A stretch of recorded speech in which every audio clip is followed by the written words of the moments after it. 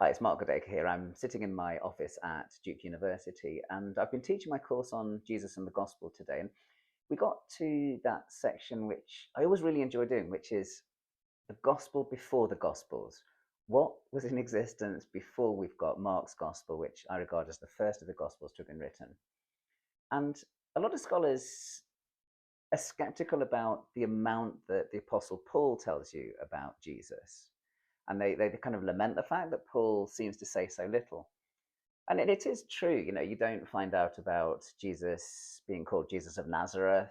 You don't get to hear about, I don't know, the name of his parents, for example. But then would you expect to hear that information? And I want to say as well, when it comes to Paul, I mean, how much information should we expect? I mean, Paul is writing occasional epistles to specific congregations with specific issues. And to my mind, what's really remarkable is just how much we get to find out about Jesus from Paul. I mean, there's all sorts of interesting details we can get from him.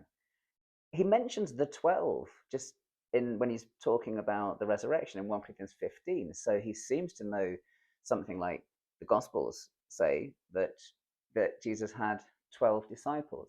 He mentions Peter by name. He mentions Jesus' brothers, and he names one of them, James.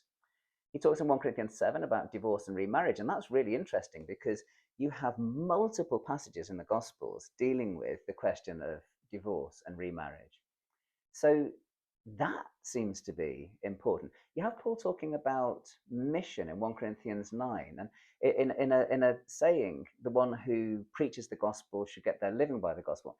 It's a line that sounds very similar to the material that we get in Matthew 10 and Luke 10 about going out on mission, and basically it's okay to sit down and get your supplies, your food and everything from those that you are on mission with.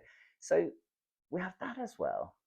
And then, of course, we've got 1 Corinthians 11, where we see that Paul seems to know something really like the Eucharistic tradition that we see in all three synoptic Gospels.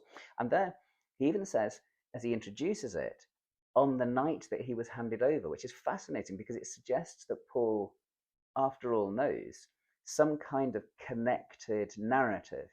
He doesn't have to explain what night this was. He doesn't say, well, it was Passover and it was about 20 years ago and Jesus was in Jerusalem. He doesn't say that. He says, on the night he was handed over. He assumes that the Corinthians know about that. So odds are that Paul has got some kind of gospel before the gospel. He has heard a framework story about Jesus. And I find that kind of fascinating.